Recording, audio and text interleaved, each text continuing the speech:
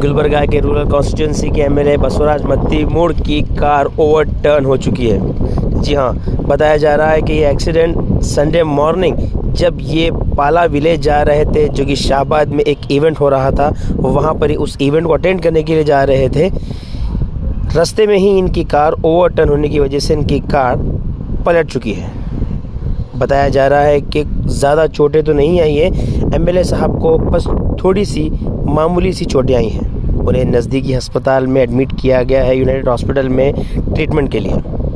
जैसे ही ये तला बसवराज मत्तीमूड़ की फैमिली को लगी, फ़ौरन ये लोग हॉस्पिटल को पहुंच चुके हैं। नहीं, यहाँ से लो था।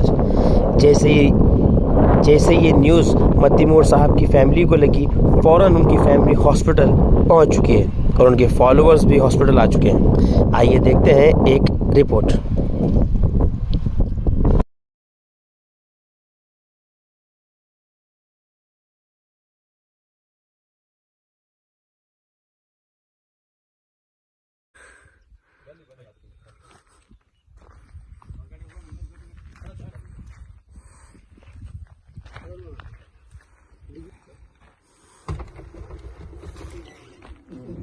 ಏನು ತಗೋ ಹಾರೋದು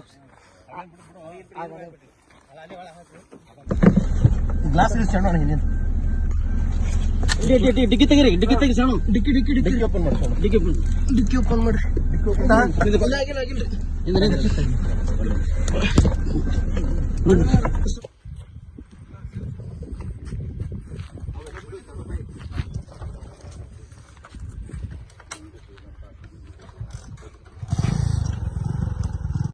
ಶೋರೂಮ್ದವ್ರಿಗೆ ಫೋನ್ ಮಾಡಿ, ಏನಾಗಿಲ್ಲ ಸ್ಕಿಲ್ಲಿನೂ ಇದಾವೆ. ಸ್ವಲ್ಪ ನಿಮಗೆ ಕೈ ಹತ್ತಿರಲ್ಲ, ಅವ್ರಿಗೆ ಪಡೋದು ಸರ್, ನಮಗೇನು ಬರ್ತಿಲ್ಲ.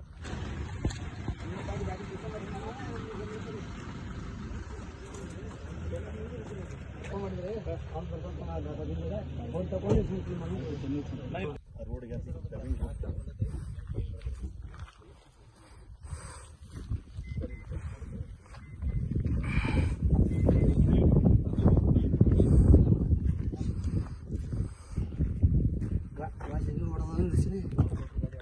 ಏನು ಮಾಡ್ರಿ